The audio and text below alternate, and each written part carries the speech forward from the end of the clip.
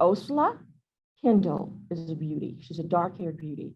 I see her as a petite woman. She's a head turner, a woman that any man that could get any man that she wanted.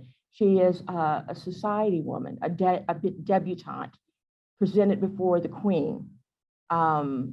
She's a Canadian, and she's the thing about Ursula is that her mother is a serial divorcee. She reminded me of Gloria, oh God, oh, help me, Father. Gloria Vanderbilt's mother. Thank you so much. She was a child that was kind of thrown aside, you know, when it was convenient. So her mother got a divorce in Canada and dragged her to England. So England is her home. She's a Canadian by birth, but a Brit by growing up and living and loving that country. She also has a German accent. She can speak German. She doesn't have a German accent, but she can speak German fluently because she had a nanny that was German. At the beginning of the story, the prologue enters with Ursula fretting about what she's going to wear to the royal wedding in November of 1947. The royal wedding, meaning Prince Philip and Princess Elizabeth. In fact, she dated Prince Philip. And the regs, the scandal regs, it's talking about what debutante was dumped by the prince, and she's just really all up in arms. Actually, she is engaged, she has a fiance, and she's a writer for the Tatler magazine. Ursula wants to work, even though she is very, very wealthy, very well-heeled. She wants to be an independent woman. She wants her own money. At the beginning of the story, she also receives an enigmatic package. And the package, can you still hear me? The package is code that needs to be deciphered. She doesn't know where it's from, but she sees on the letterhead that it is from let's see. It is from, I'm sorry, it's from an asylum, the Clockwell Sanitarium. And she is able to decipher the coded message. And she deduces from that deciphering that it's from one of the trio of friends. And she contacts the next character, the next friend in the trio, Mabel. Mabel goes by May because she's an East Londoner, a poor girl with a rather rough, coarse language and coarse accent. But she doesn't want to be defined by her class. Classism is predominant and it still is actually in Great Britain, more so than anything else. And as an East Londoner, she's also had experience, she's had some very difficult experiences. There describes one that would define who she was and restrict her and limit her possibilities because of what happened to her. Not because of her, but to her in the story. She changes her vocabulary. She studies 100 classic a book that is 100 classics for literature, excuse me, for well-read ladies. Her mother is, I don't know how you would describe her.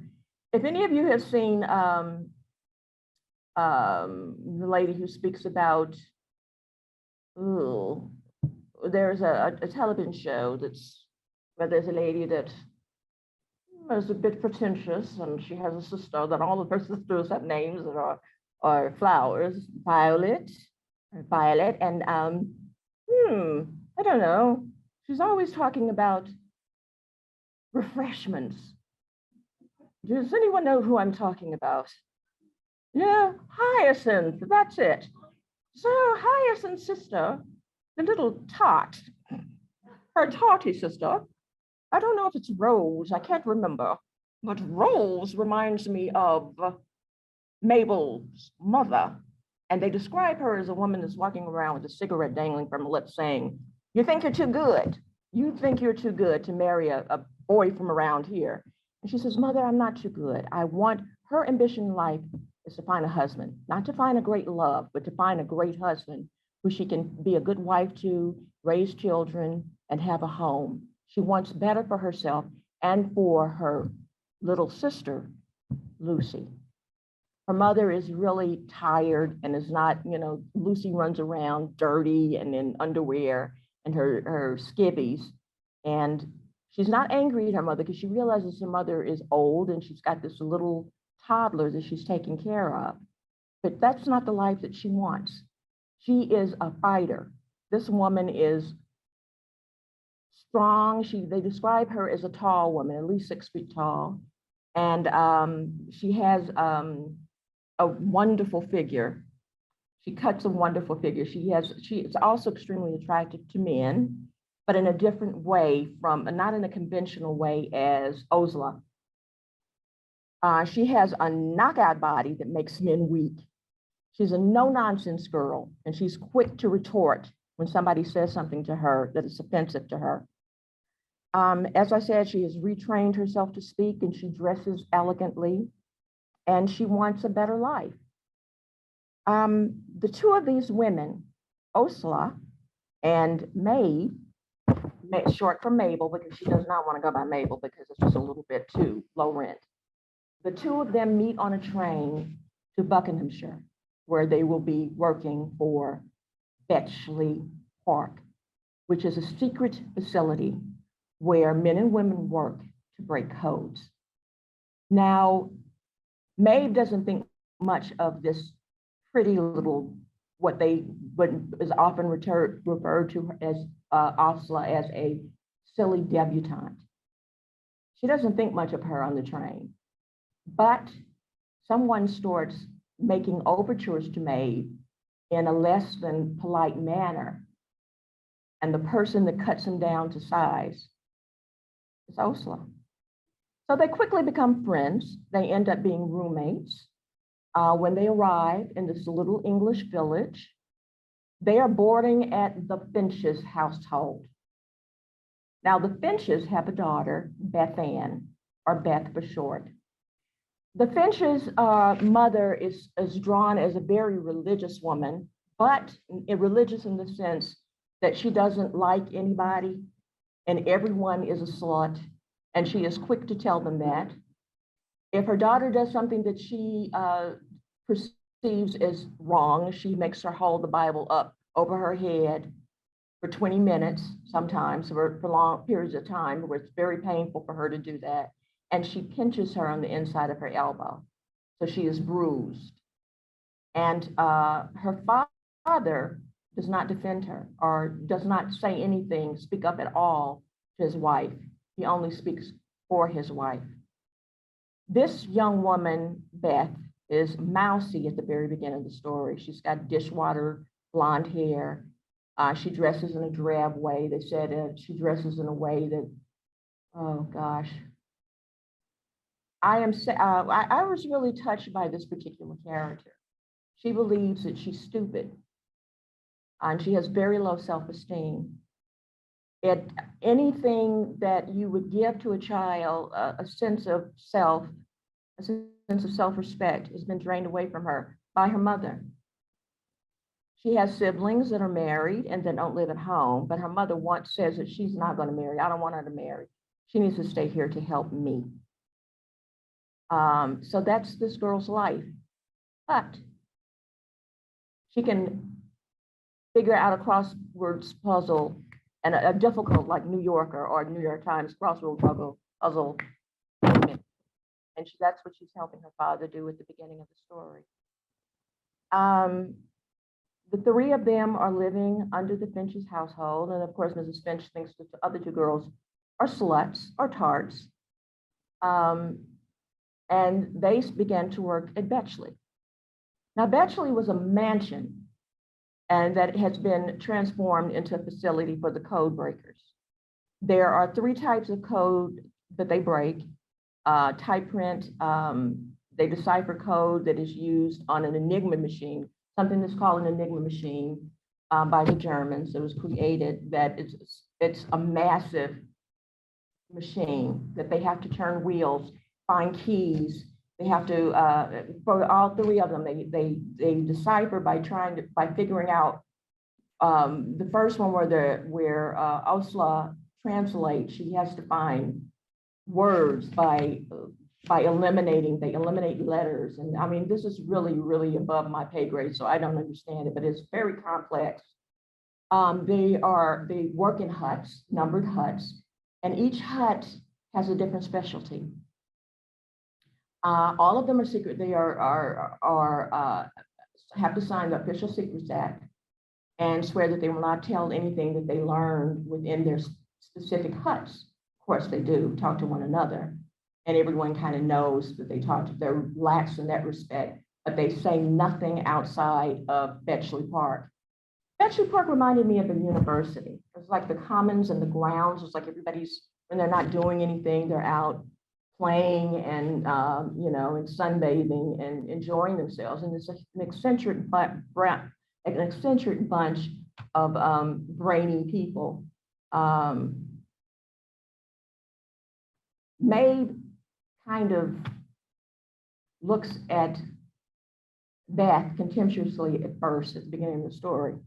But then she gets the bright idea that this young girl could work at Bletchley. And she's hired at Bletchley. And when she comes there, she just does not believe that she can do the work because she's stupid. She ends up being the star of where she works. She ends up being the person that is relied on by Dilly or Dylan. Dylan is over his Dilly's fillies because he prefers to work only with women. And Miss Beth grows as we read the story. She grows into herself. She begins to understand that she is not stupid, that she has a gift, and that she's saving lives. All of these women are very, very patriotic, and they care greatly about what they do for the war effort. Are we already? Oh, I'm getting out. I'm sorry. I'm so sorry. All right. Can you all hear me? Okay. There are romantic interests as well in this book. They start something called the Mad Hatter's Literary Society. This is basically a construct by Maeve because she's, as I said before, she's looking for a husband. And fellows come into this group. There's one character who is described as enormous. He's tall, and she uses the term, some people call him a wog, which is derogatory term for people who are dark and swarthy. He is Maltese, Arab, and Egyptian. And his name is Harry Zard, but he is not a first-generation Brit. He's British to the core, and he's extremely huge, and he's also married. And one of our ladies becomes very close to him. Beth becomes very good friends with Harry. Also, close to this time, Ursula and Maeve almost get run over. And a young man comes out of the car when he nearly hits them. And of course, Maeve tells him off. And he's also a poet, a war poet. And one of our women also starts up a friendship with him. And as I said before, I believe I said before, our lovely Ursula not as dating at the beginning of our story, she is dating Prince Philip. And the story is also, like I said, it does not follow a linear timeline. It goes back and forth, starting in 1939, and it ends in 1947, which is the year that Prince Philip and Princess Elizabeth were married. Now, the big thing about there is so much going on in the story, and I love it. I love it so much because it describes the English countryside, is peppered with British slang that that you can kind of deduce what it means from just reading the sentences, but there's so much language that's colorful and bright. and so many terms that I've never heard of that I underline like hundreds. I'm sure at least 100 terms are words that I never heard. And I'm sure you've heard of scrummy and words like that. But she describes the English countryside, and she describes the period, and has so many different characters that are interwoven into the story that we're familiar with. Churchill comes to visit at one point, and Ursula is also Lord Mountbatten, who is the uncle of Prince Philip, and also the uncle to our now Prince Charles, is her godfather, our socialite, our dad. He also comes to visit Bletchley Park. There is tragedy in the story that was very, very touching.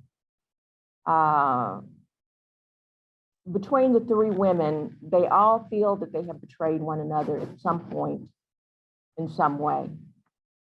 The first two, Maeve and Ursula, have a betrayal. But the third one does not come to the fore until near the end of the story. I don't know if I mentioned at the beginning when I was talking about the code, breaking code from the sanatorium. A friend sent that, one of the girls' friends sent that to Ursula, and Maeve also received it. And they don't know what to make of it because they don't know if the friend is insane or if that person actually needs their help. And near the end of the story, the women, Ursula and Maeve, get together. They decide that it is valid and there's a reason for them to go and look into it.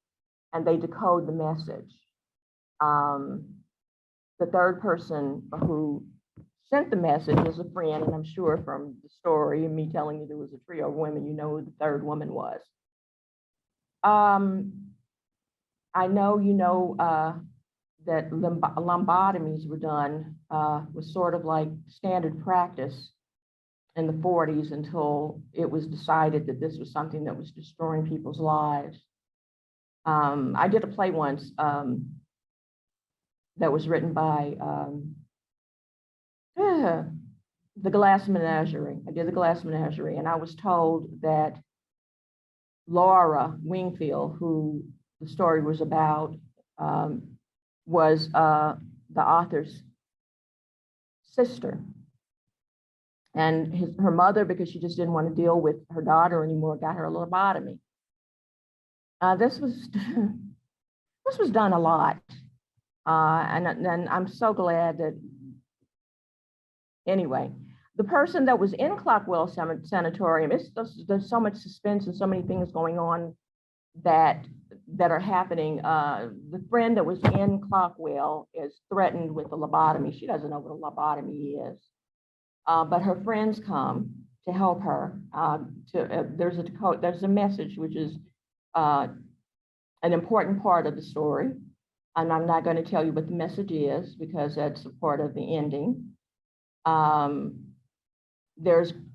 I said before, there's a great tragedy, which is the reason why the three women stop being friends, but they have to come together at the end to decode this message, this enigmatic message. And there is not a lot of sex, but there's a lot of sexy scenes and there's romance. I mean, it's very, very romantic. There's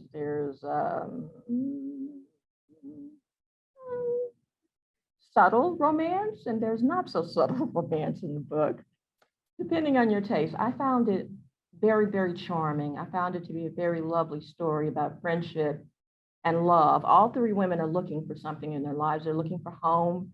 They're looking for place. Ursula's looking for independence. She's looking for a home of her own and a family because she's never really had one. Beth is looking for a home and to find herself, to be strong and to stand on her own 2 feet. And Maeve is looking for a husband. In the end, they all find what they're looking for. And they don't betray their oaths.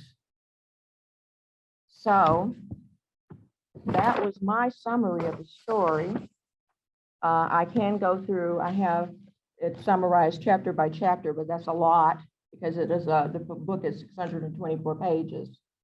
But until Miss Kate Quinn comes, I will start with some of the summarizing.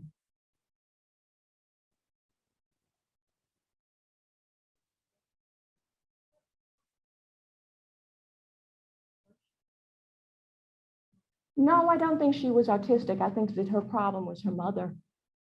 I think her problem, I don't think she was autistic at all. Do you think she was possibly on the spectrum?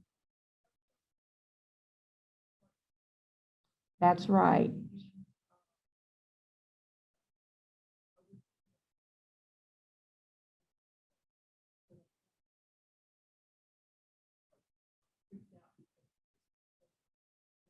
Hmm.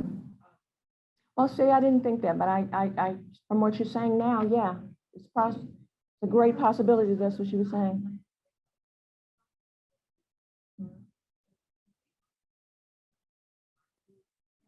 Right. And she was a person that could not communicate with others. She couldn't look at people in the eye initially.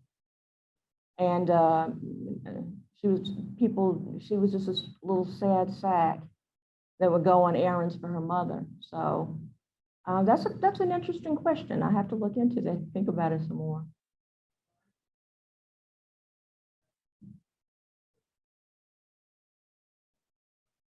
And she was isolated. She didn't, she lived in this fundamentalist, it's not even a fundamental household, but she lived in a household that her mother didn't want her to do anything but stay at home and work for her. And that was horrible to me. That was really sad. I was really touched by so much of the book. Does anyone have any questions about the book or questions you would like to ask Kate, the author?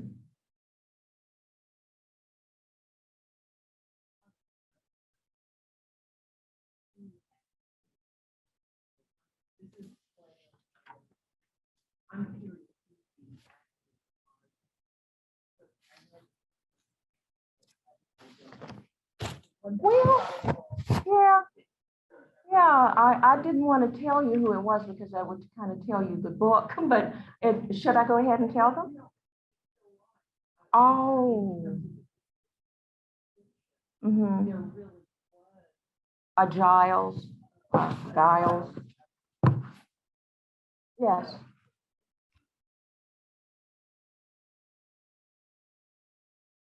Oh, okay. Janet wants to ask me, she said she was curious to know who the traitor was at the end of the story. It is historical fiction, so let me see. There at the end of it, I did read that she had based that character on John Carncross, who worked in HUD 4 and then in MI6. There was a traitor at Bletchley Park, but the traitor in the story was fictional. Oh, excuse me, a little hot.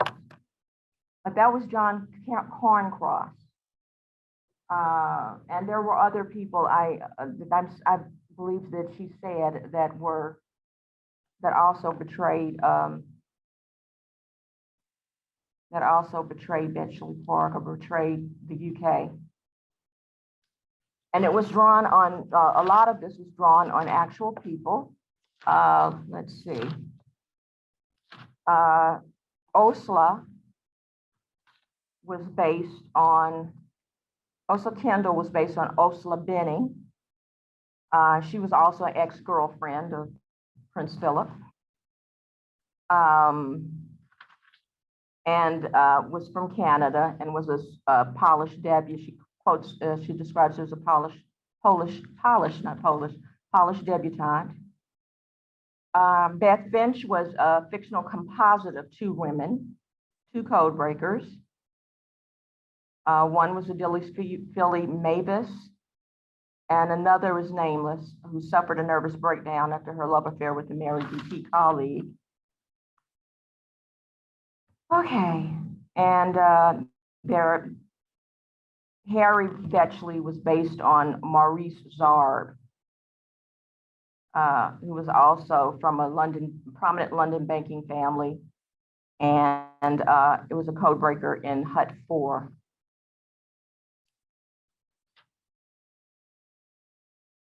So there's so many things in this book. They're so rich with so many details and so many characters. Ian Fleming appears in the book. And Alan Turing. I didn't mention Alan Turing was also one of the people that is included in this book. Alan Turing, I'm sure you know who Alan Turing is. Let me put this aside.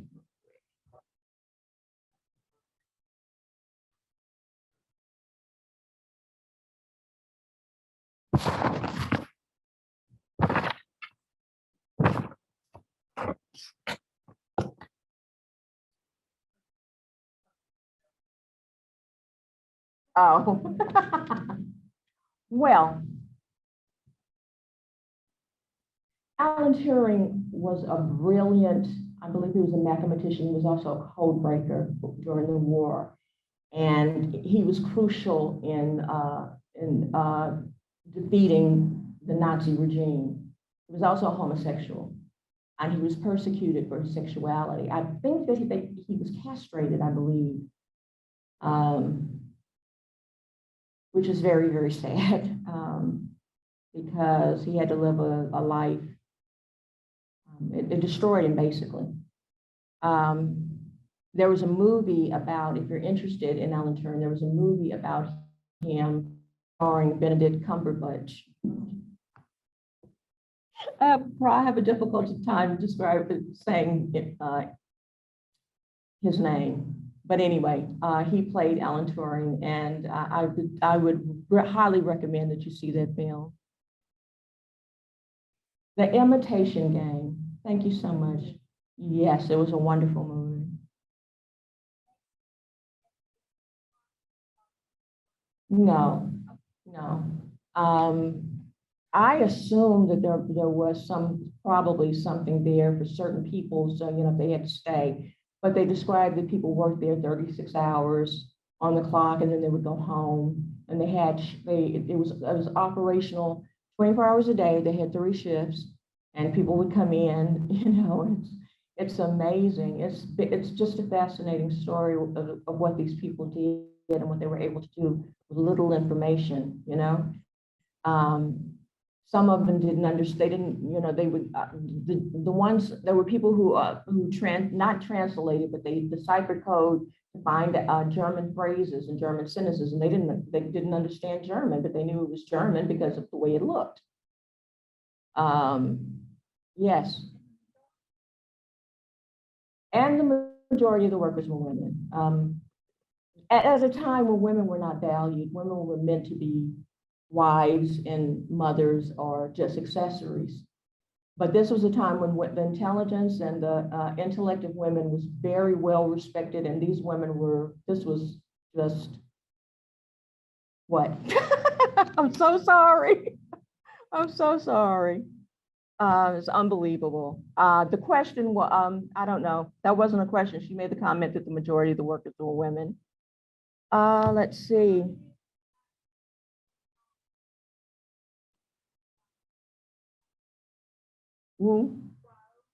No, I didn't see that. I didn't see a mention of Roald Dahl.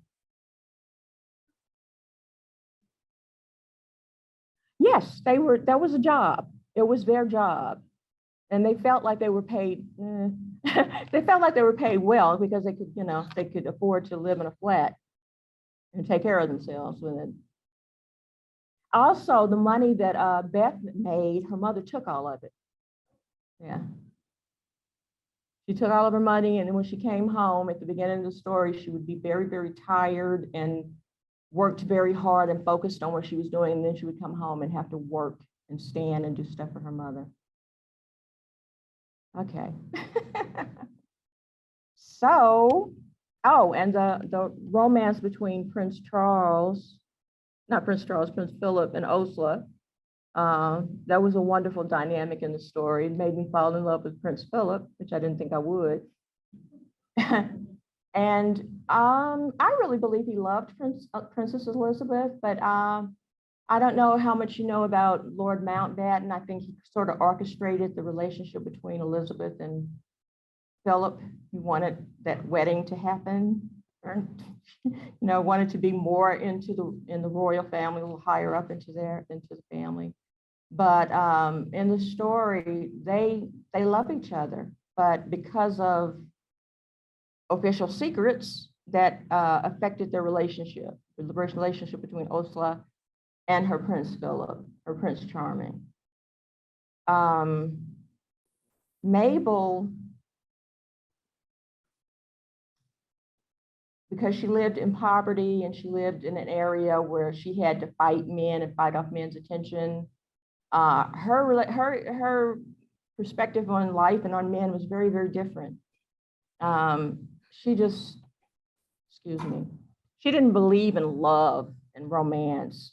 She believed in a more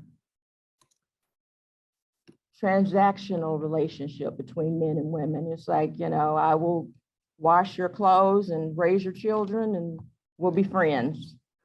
But she did end up falling in love. But she was a woman who had also suffered abuse and in one instance. And like I said, that what had happened to her would have locked her in a very bad position for the rest of her life if she did not have the wherewithal to fight her way out of it and to make sure that she could do what she needed to do for herself and for her little sister, Lucy. Kate? Yes, can you hear me? I can hear you very well now. Okay, great. I'm sorry, I don't know what that was, but yes, I'm here, happy to answer questions as you like. Okay. Well, one question that I did get, Tara, are you going to be asking questions or are you just going to relay them to me? Okay. The one question that I did get about Beth Ann is, was she on the autistic spectrum? That was something that, I didn't originally plan. I was thinking originally, since I named her Beth, that was a little bit of a tip of the hat to Beth March from Little Women, who was described as being so paralytically shy that she really could not do daily normal social interaction. It was just agony for her. They tried sending her to school. It was so painful that, they really just decided that, they would essentially homeschool her. And at the time, no one had words like, Asperger's or autism or on the spectrum to throw around. And can you hear me all right? Can you hear me all right? Very well. Okay. I was trying to lower the volume, but I had a hard time. Sorry. So it was, no one would have had words like Asperger's or on the spectrum or neurodivergence, to throw around at that time. It was just simply, well, Beth is shy. And that's really what I was thinking about for my Beth. But as the more I was writing, the more I thought, well, even if in her day they didn't have this vocabulary, doesn't mean that these things did not exist and that people did not have this particular set of that there weren't neurotypical and neurodivergent people around. So I did end up working with a special ed teacher who did help me fine tune some of the practices and say well, I think when she is constantly fiddling with her hair, that's a form of stimming, and that she probably would be termed, although she really gritted her teeth at this, and I know why, she'd be somewhat, Beth, could be argued for being in some way on the spectrum and probably would be called high functioning, although that's not a term we really like to use. And it was one of those things that I did try to make sure that even though they wouldn't have used that term for Beth, that it is certainly possible she may have been on the spectrum, and that's something that people can see accurately. So it was something I didn't set out to do originally, but the more people read it during the editing process, the more they were saying, no, I think you could make a case for the fact that she's not neurotypical, and I thought, well, I need to be responsible about how I portray the possibility of that. Oh my God, I'm messing up. I'm sorry to do that. Okay, I got your back. I'd like to know, there were you had so many terms, so much terminology that was British, and I loved it. I mean, is your husband British or? No, I just had a childhood that was very much steeped in BBC shows and British children's literature. So I watched way too much of it. And then, like, especially when it came time to write Osla in particular, she was from that sort of generation of bright young things, that was very, very Mayfair, very London, very privileged. And that they really did have this kind of slang that was practically its own language. And so there were some wonderful books about it, where I was learning some wonderful terminology, like the fact that, like, a term that really made me howl, where women called handsy men were known as NSITs, NSIT, which stood for not safe in taxis. And I just thought, oh, wow. That's great. And then, to get even more of that, I went back and read a lot of books that have been pubbed and written in the 30s and 40s. So we're talking, like the letters of the Mitford sisters and, D.E. Stevenson and P.G. Wodehouse. These books were written and published at the time. So I was taking really a lot of notes about, look, what is the kind of terminology and slang that they use? And I repurposed a lot of it since I knew in that case that it was correct. I have a question from someone that asked, were these three women from the Windrush generation? Oh, that's a new term for me. I'm not entirely sure. They're certainly from the greatest generation, as we call it. But what is the Windrush generation? Or am I being incredibly ignorant by saying that? I am too, because I don't know what it is. So, let's see. So did you intend for this book are you a feminist? That is a very trite question, but did you intend, you have very strong women in this story. And we were talking about the difference between 1940s society and 2022 and how women are looked at. And your characters are very, very well drawn. And those women are, all of them, as far as I'm concerned, extremely strong women, including Beth. Well, it was, I absolutely am. And it's something that fascinates me is, how women get things done in the past when, they're certainly swimming upstream in a lot of ways. And also it's the fact that I want to draw attention to how women, struggles that women faced in the past, because it helps us to understand, for one thing, how far we've come in the present, but also it helps us understand that we're still struggling against things that they struggled against as well. And these are, how far we've come, but in some ways, how far we have to go. And so I'm always interested in, especially women in wartime, because wars historically offer opportunities to women that they might not otherwise have. And I'm not saying that makes a war worthwhile by any means, but it is certainly a terrible silver lining that, throughout history, women have been able to go places or do things that during a war that they might not be able to do in normal peacetime walks of life. Sometimes this means a woman who could actually pick up a rifle and fight, as does one of the women in my current book, which I have coming out tomorrow, The Diamond Die. And sometimes it just means a woman has an opportunity to get a job that she might not otherwise have, because a man is at the front and someone has to fill that job while he's gone, and that's going to be a woman who's on the home front. So I'm interested in what kind of advances or opportunities women get in wartime. And then even more critically, when the war is over or the crisis is past, can they hang on to those opportunities, or are they going to lose them? And as people try to force women back into the box that they were already in. And that is something that I think, I really wanted to explore with the fact that this book about Bletchley Park code breaking women is a dual timeline. One of those timelines takes place a few years after the war. So what is it like for these women who spent their war doing such tremendously important work? And then, as one of them says, I used to break codes and now I'm folding napkins into swans for dinner parties. And, that is one of those things that, I think a lot of women did struggle with, is because a lot of the female veterans said, Bletchley Park was quite a wonderful place in many ways. And one of the things that made it so unique was that it was a place where a woman's voice could be heard. I'm not saying you achieved like true absolute equality there. I mean, women still were finding that there was, they tend to be paid less than their male counterparts. They did not tend to be as common in leadership roles, but still overall, the Bletchley Park women said this is a place where your voice could be heard.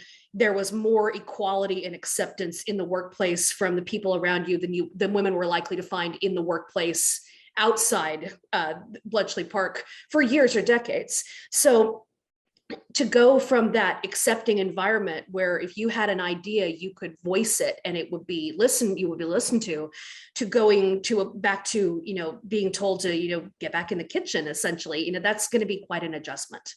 So that was one of the things I really did want to explore as far as how does a woman's role change during the war, and then how does it change after?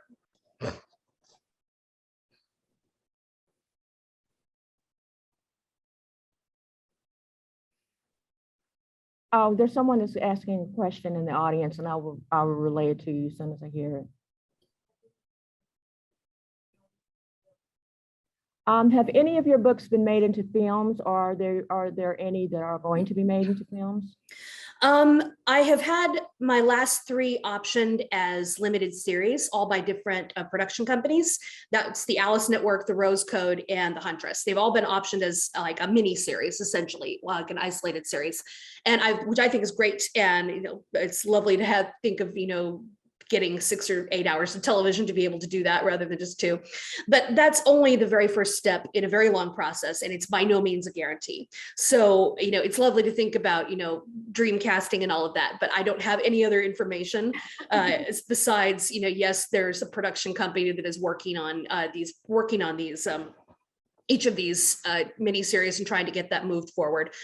For the Rose Code, the only thing that I know is that it's the same production company that was behind the film The Imitation Game, which was about Alan Turing and Joan Clark and Bletchley Park code breakers and that.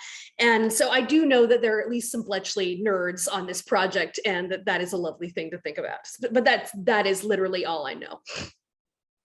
I wanted, did you identify with any of the characters in particular? I probably have a little bit of myself in all of them, or if not myself, like some of the things I would like to be. I mean, I would love to be as absolutely tough as nails as Mab is, and I'd love to have Beth's pattern recognition genius brain. When the closest I will get to it is just being able to write hers and fake it. And I do not think I would have made a good code breaker. And I would have loved to have Osla's, tremendous sense of fun.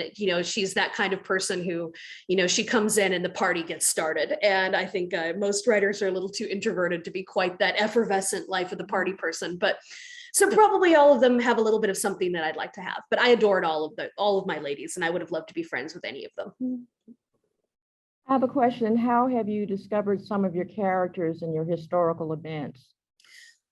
It tends to be just, I go looking for women in history who have done something so cool and courageous and awe-inspiring that my jaw drops, and it makes me wonder, why don't I know more about this? Or why wasn't I taught more about this? Like, these are the women I look for. And you have to look a little bit around the edges of history sometimes to find them, but it doesn't mean they aren't there. They are there. It's just that the main spotlight is often not going to be on them because, let's face it, most of, main spotlight history does tend to focus on men and the achievements of men, and specifically the achievements of white men. So when you look around the edges of that, that's where you tend to find really interesting women with fabulous stories. And those are the ones that I look for, and that I want to tell, and that I want to, do my small part to shed a little bit more light on. And I don't think I'm at all unusual in this particular goal. I know plenty of other women writers in my field who have exactly this goal, and we all are very passionate about it. So that's what I tend to do, and that's what I tend to look for. And history is not running out of these fabulous women and their achievements anytime soon. So I think I'm going to be, I have lots to write about for a long time to come. I loved this book, and I love the characters in your book, and I kept thinking I didn't want to say goodbye to them. Is there a possibility that there will be a sequel to it? I wrote this book as a contained, story, so I wasn't really thinking about a sequel. I don't think so, but on the other hand, never say never. It would depend on the story being told. I did have a little bit of a sequel in that there was a fun bit of history that I wasn't able to shoehorn into this book. There just wasn't room for it. And that was the fact that the Agatha Christie had a Bletchley Park connection. And so I ended up getting together with a friend, Marie Benedict, who's another of those writers I mentioned who takes great pleasure in, highlighting women of the past with unsung achievements. She wrote about Agatha Christie. And so the two of us got together and we wrote a story that we ended up selling to Audible. So it's an Audible original called Smoke Signal. And and that is the story of what happens when the Mad Hatter's book club meets Agatha Christie. And so she wrote the Agatha Christie point of view, and I wrote Osla's point of view, which does include a few events after the war. So that was fun. If you do have an Audible credit, you might want to look it up. It is called Smoke Signal. There's a question. Someone wants to know that the female code breakers receive retirement after their tour of duty, and if so, do they get as much as men? I'm not sure. I'm not sure about the pension question. I'm not even entirely sure if the code breakers got pensions in quite the same way, because they weren't necessarily, this wasn't military service. They weren't soldiers. I mean, we refer to them as the Bletchley Park veterans, but it's not quite the same. I mean, I think that the ones who were in like the Women's Royal Naval Service, did get a certain degree of pension because that was officially military service. You were asking, I also saw there, how many female code breakers were there? And I do have that number. There were close to there were about 9,000 code breakers total working at Bletchley Park and its various outstations at its absolute height during 1945.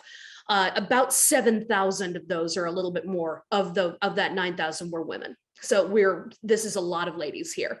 So it was truly an army of women. How were you able to interview very many people who were veterans of Bletchley? I actually didn't end up talking specifically to any Bletchley Park veterans for this book. I was supposed to. I had an interview all set up with a Bletchley Park veteran who had actually come to a senior center in San Diego near where I lived. And we were all set to meet. And I was so thrilled to be able to talk to this woman. And we were set to get together and talk in mid-March of 2020. Something else happened instead.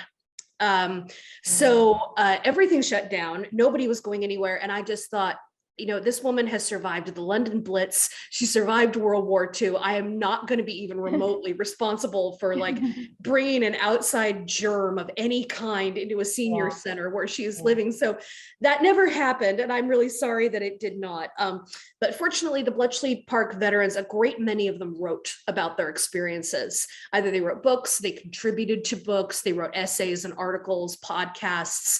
So I did get a chance to hear their experiences in their own words a good deal of the time. And that kind of research was absolutely invaluable as I was researching this book. What was your question? One of our audience members says we're following you with the personal librarian. Did you hear me? Not quite. What was that? We're following the book, this book sandwiched in with the personal librarian. Oh yes, that was co-written by Marie Benedict, who co-wrote Smoke Signal with me, and she was writing with Victoria Christopher Murray. That's about Belle DaCosta Green. So that should be a wonderful book. So I'm glad you guys have chosen that one. How long did it take you to write this book? For the Rose Code, that was, I'd say, nearly 4 years from the very first, gee, I wonder if I could write a book about the women of Bletchley Park, to handing in the very final edited draft. I think it took about 13 months or somewhere thereabouts, just to get the rough draft written. This was really hands down the most difficult book I've ever researched, just because there was such a sheer volume of material to research, because it wasn't just about the Enigma ciphers and the Enigma machines and ciphering and cryptograms and bomb machines, but it was also about the social life and daily life of Bletchley Park, and the details of the billets and the the London Blitz, the ration laws, the what was fashion like, and the recipes like, and all so much. So I did feel like there I was like swimming in a mass of material, and everything was a little bit of a bomb, because you never know when you might get some tiny thing wrong. I was telling my audience that this was a very sexy book. Some of it was, the innocent characters was a little bit more innocent or romantic, and then some of it was really hot. and I really thought it was such a tender book. Oh, good. Thank you. There was so much. There was so much into it. The tragedy that happened that broke the women apart, and I loved it. Any other questions? I'm seeing one in the chat that says, what's the significance of the word rose in the code name and any connection to the resistance of the White Rose? No, the White Rose resistance was in Berlin, in Germany. And so that's nothing to do with this here. I really just picked rose because for one thing, I knew that there was going to be a special code or a special cipher that the women have to break in the end, and I would make that one up. So I was looking at, what were the various ciphers named? And it is true that a lot of the ciphers were named after colors initially, just because of the colored pencils that they had on hand. So, like red, I think the red cipher was, for Army and Air Force traffic. And then, blue was for naval. And then, eventually they branched out from colors to animals. So, shark was U-boat territory, U-boat traffic. And I think dolphin, there was like dolphin and porpoise for different kinds of naval traffic. And then there were birds, for the air traffic. So they were using all kinds of creative names for the ciphers. And I thought, well, why not rose? Because I think I remember someone once telling me that like the pattern of a rose petal is on a Fibonacci sequence. So there's a lot of math in nature, and there's a lot of pattern in nature. Look at a snowflake. It's all these fractals that are, quite mathematically based. And so I thought, given that so much of code breaking is about pattern recognition, that would be a nice thing to put in. And, rose is a great symbol for anything. I was quite chagrined to find out that Bletchley Park originally had a huge, beautiful rose garden. And I was thinking, great, I can have a rose garden and all my characters can be walking in it, and I get all this great thematic stuff. And then the next thing I read is rose garden was completely torn down and stamped over, to put those ugly green huts in there. And I'm just like, oh, well, damn it. So no rose garden for the characters to wander thematically through. But I did at least have, the rose code, which ends up being the code in the end that they use that they have to finally break. And that was a lot of fun. So I kind of decided on that from the beginning. And that it was one of the rare book titles that actually didn't have to go through any changes. Really, everybody liked that right from the start. I have gone through title wars sometimes where a book ends up going through 2 or 3 different titles before we find the right one. I thought it was interesting tying into that when Beth, you described Beth as looking at the pattern of a rose and just standing there for like, I don't know, for 45 minutes or something, just looking at the rose, and it was not sniffing it, it was not the color, it was the pattern. Well, I wanted to tell from the beginning that even when you first see Beth and she's so battened down, she's so convinced that, she has nothing to offer, she's not smart. But you see from the beginning that she has this ability to look at patterns and be fascinated by them. And that is something her eye is naturally drawn toward. And I have known people like that, they just patterns, jump out at them. And so we know something about Beth right from the very first introduction on the page that she does not yet know about herself. And that was, so it ended up being a way that I could signal to the reader that, okay, this girl looks, small and damped down and, like she wouldn't say boo to a goose, but there's more to her and we're going to see it. I'm really glad we got to talk to you because I mispronounced all the names. Oh, I'm sorry. It's okay. I didn't know if it was Giles or Giles, and I think I said Osla instead of Osla, and Mabe instead of Mab. I was thinking Mab because of the Shakespeare, Queen Mab, but yeah, I've had some people say that before, so that's okay. Because it is Mabel, and so I could see why people would think it was the other way. Do we have any more questions from the audience for Kate? Yes, I saw one saying, is the Rose Code available in audiobook? Yes, it is. And I have a fabulous audiobook narrator. Her name is Saskia Marlevelt, and she is great at doing voices. And so if you do look it up on audiobook, yes, it is there. And it's the same narrator I've had for the Alice Network and the Huntress. I also noticed we have one in the Q&A section, which is, would Kate consider writing about any men in history? And sure, if it's the right story, but plenty of people write about men in history. I like writing about the ladies because they don't tend to get as much. But I've always liked having male points of view. It wasn't the right choice for this book, but my book, The Huntress, one of the three narrators is male and is a war crimes investigator. And in my past books about ancient Rome and Renaissance Italy, those have been 1/3 to half male viewpoints. So it just depends on what the story requires. This one ended up being 3 female points of view, but that's just what this particular story required. Are you a mathematician as well? Oh, that's funny. No, absolutely not.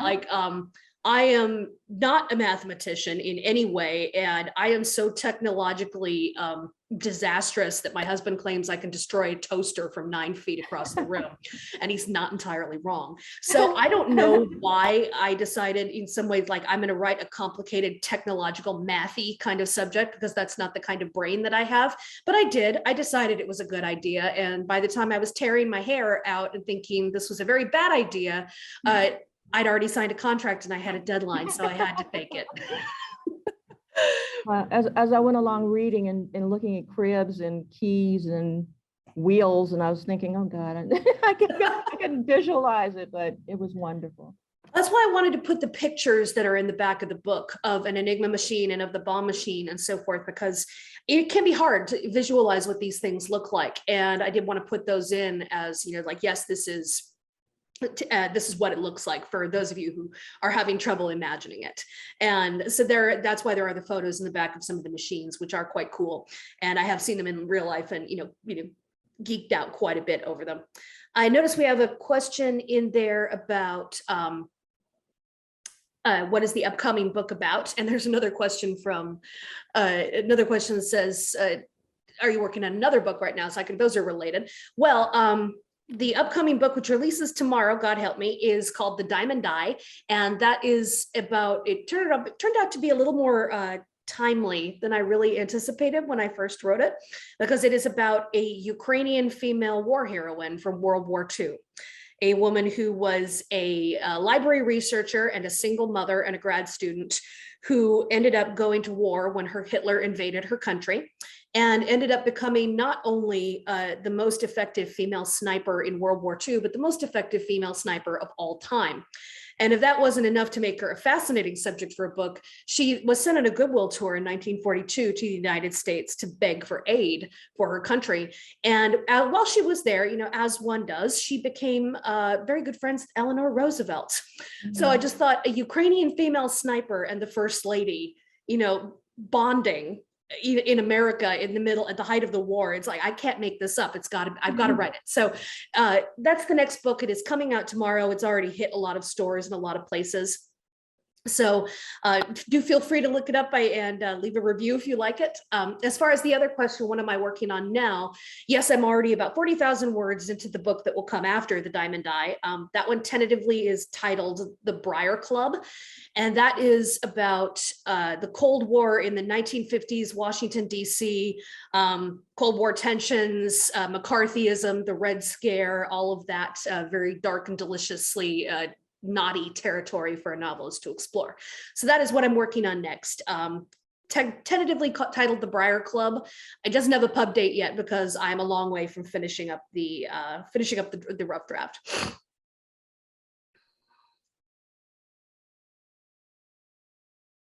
Do we have more questions, or are we wrapping up now, Janet?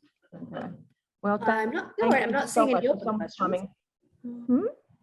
I'm not seeing any open questions on the Q&A function or in the chat, but if anybody has any last ones, I'm happy to throw one last one out there. Any more? Thank you so much for your time. We really appreciated you joining us. Well, thank you so much for having me. Thank you very much for reading The Rose Code. Do let me know if you ever read another book of mine. I'd always be happy to come back, but thank you very much and have a lovely rest of your week. Thank you. You too. All right. Have a great day, everybody. You too.